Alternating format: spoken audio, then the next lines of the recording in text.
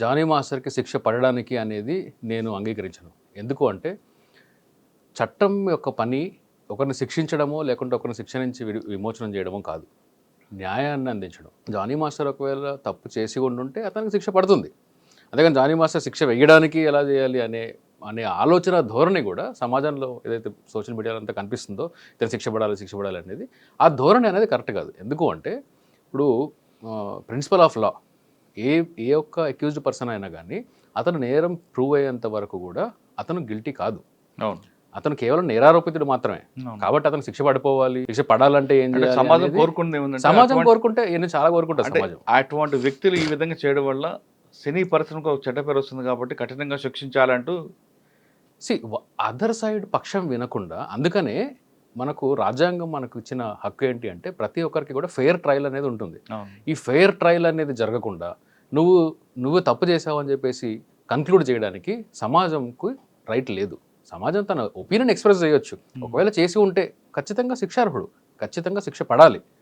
చేసి ఉన్నాడు అనే ప్రిలిమినరీ ఇన్వెస్టిగేషన్ కానీ రివీల్ చేస్తే శిక్ష పడే విధంగా పోలీసు వారు, ప్రాసిక్యూషన్ వారు తగిన చర్యలు తీసుకోవాలి. ప్రాసిక్యూషన్ లేకుండా చూసుకోవాలి. అంతవరకు మాత్రమే స్టేట్ డ్యూటీని చేయాలి.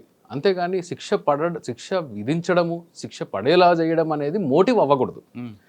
అలాంటి మోటివ్ ఎప్పుడైతే తయారవుతుందో మనమందరం కూడా, సమాజం కూడా అంటే బ్యాక్వర్డ్ మైండ్ సెట్ మనకు ఉంది అనడానికి అదొక నిదర్శనం. కాబట్టి ఫెయిర్ ట్రయల్ అనేది అందరికీ ఆపర్చునిటీ ఉండాలి. జానీ మాస్టర్ పక్షాన్ని వినాలి, అతను తన డిఫెన్స్ని తను చేసుకోవాలి. ఆ డిఫెన్స్ చేసుకున్న తర్వాత ఒకవేళ ప్రాసిక్యూషన్ వారు కానీ నిరూపించితే అతనికి శిక్ష పడి తీరాలి. ఆ ధోరణిలో మనం ఉండాలి. ఇది నెంబర్ 1.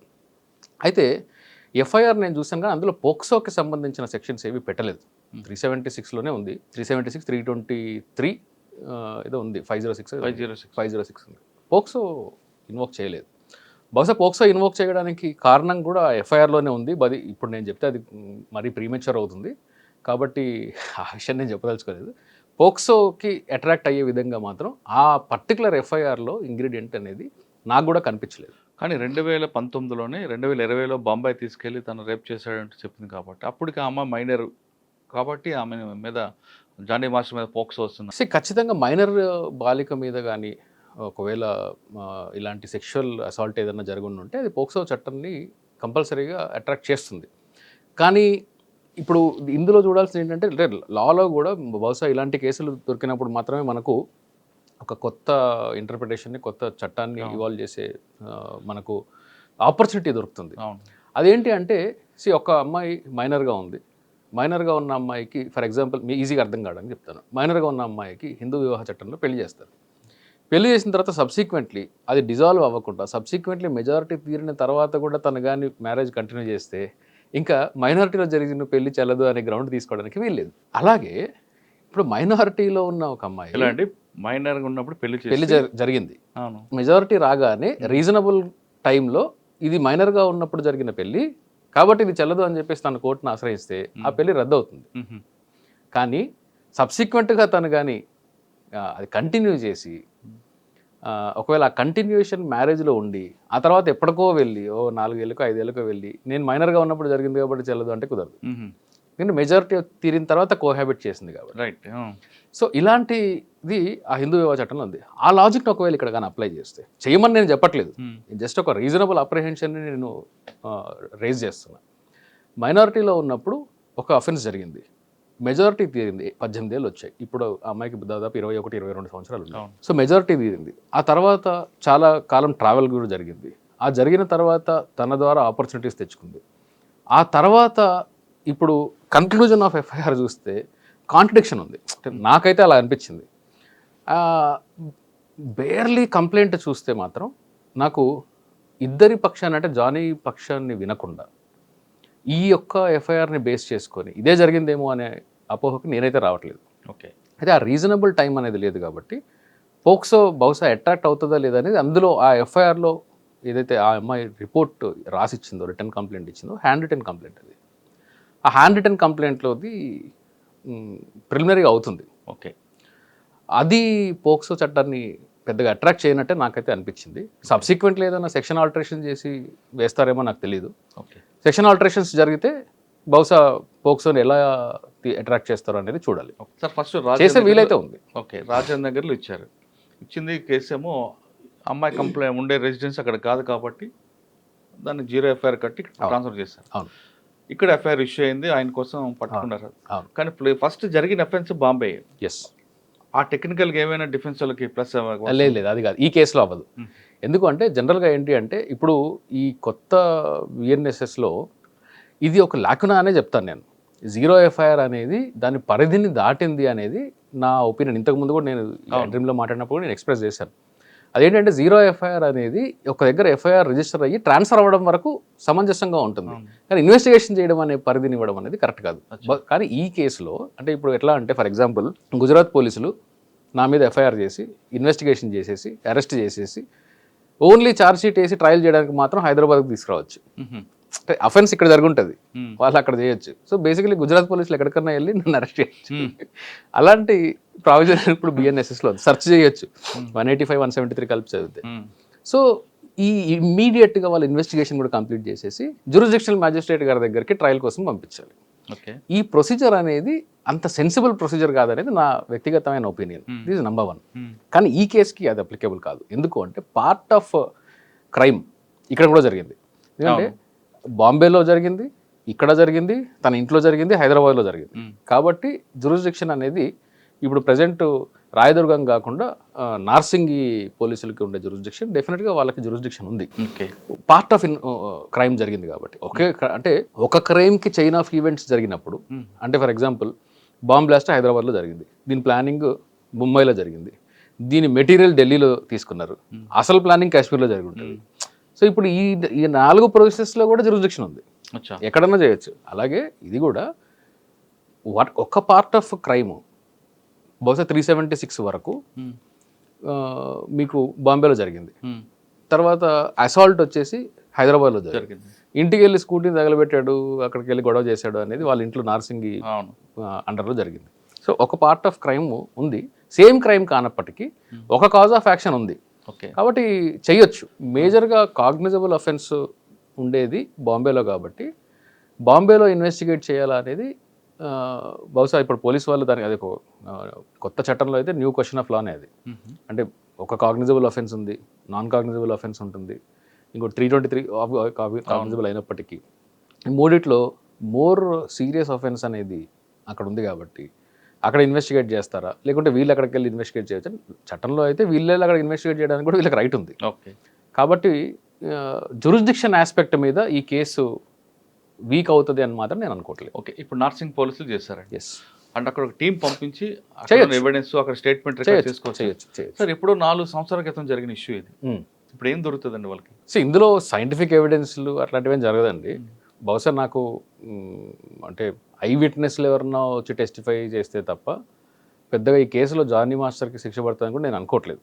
ఓకే, ఇప్పుడు పోక్సోలో ఏంటి అంటే పోక్సో చట్టంలో విక్టిమ్ యొక్క సోల్ టెస్టిమనీ సరిపోతుంది, కానీ అలా 376 రెగ్యులర్ 376లో అలా కాదు.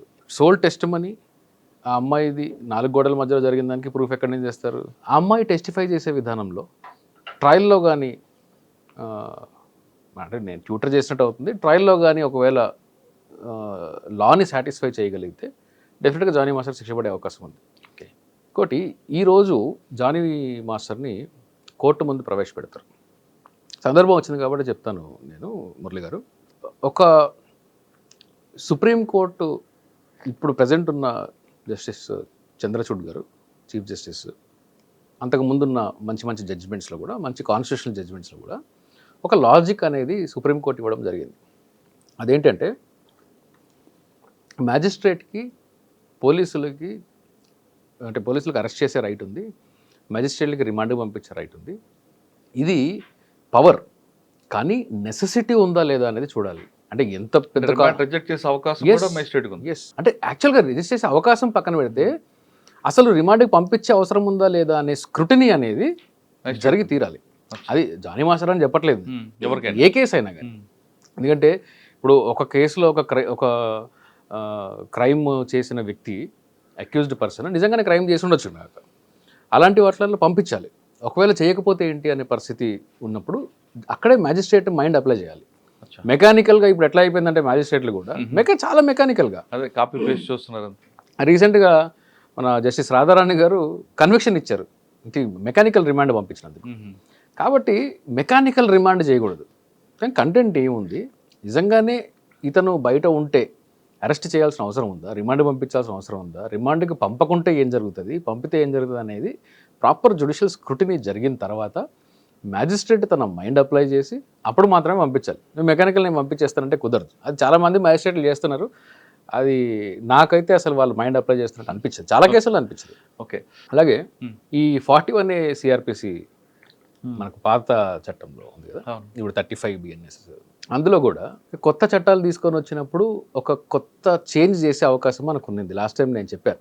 అదేంటి అంటే పోలీసు వారికి రీజనబుల్ గ్రౌండ్ కాదు కావాల్సింది అరెస్ట్కి, రీజనబుల్ సస్పిషన్, రీజనబుల్ రిపోర్ట్ ఉండాలి, అంటే కంప్లైంట్ వాడుక భాషలో రీజనబుల్ సస్పిషన్ ఉండాలి. అంటే ఇన్వెస్టిగేషన్ ఆఫీసర్ నాకు అనుమానం ఉంది అంటే ఎవరైనా అరెస్ట్ చేయొచ్చు, అది కుదరదు. There shall be reasonable ground. రెండుకి తేడా ఉంది. Reasonable ground for arrest, reasonable suspicion for arrest.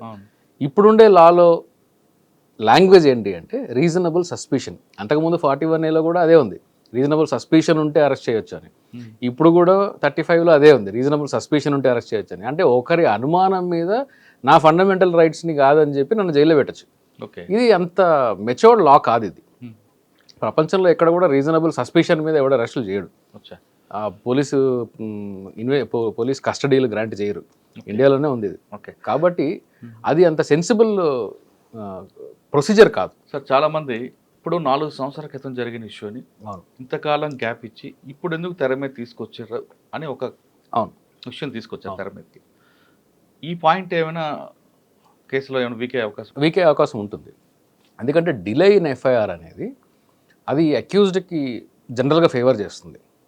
కానీ డిలేకి రీజనబుల్ కాజ్, రీజనబుల్ గ్రౌండ్స్ చూపించగలిగితే అది అక్యూజ్డ్కి ఫేవర్ అవ్వకపోవచ్చు.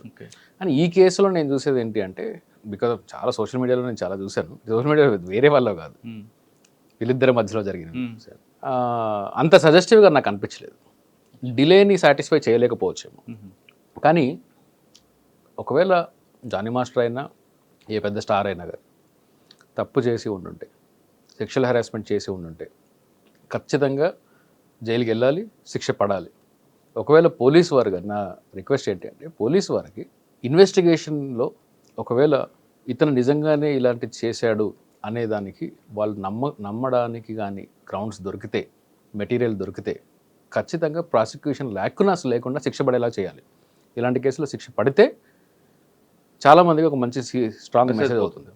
అట్ ద సేమ్ టైం ఒకవేళ ఏమీ చేయలేదు, మనకు ఇంక్రిమేటింగ్ మెటీరియల్ దొరకట్లేదు అని అనుకుంటే పొలిటికల్ ప్రెజర్స్కి, సోషల్ ప్రెజర్కి వాళ్ళు లొంగిపోయి ఏదో చేయాలి అని చెప్పి మెకానికల్గా ఛార్జ్ షీట్ ఫైల్ చేసి ట్రయల్కి పంపిస్తే మాత్రం అది పోలీసు వారు చేసిన తప్పు అవుతుంది. ఒకవేళ ఇప్పుడు 4 సంవత్సరాల వరకు చేశారు కాబట్టి కంప్లైంట్ అవ్వడం ఏదో మిస్టేక్ ఉండొచ్చు.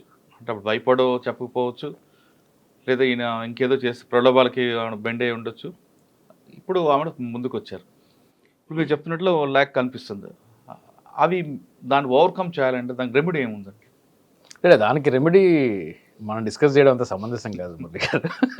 అంటే అమ్మాయి అవుతుంది కదా. ప్రాసిక్యూషన్లో చాలా మంది, నేను చెప్తున్నా ముందే, అమ్మాయికి న్యాయం చేయడమా జానీని శిక్షించడమా అనేది చట్టం యొక్క పరిధి కాదు, చట్టం ఉద్దేశం అది కాదు, నా ఉద్దేశం కూడా అది కాదు.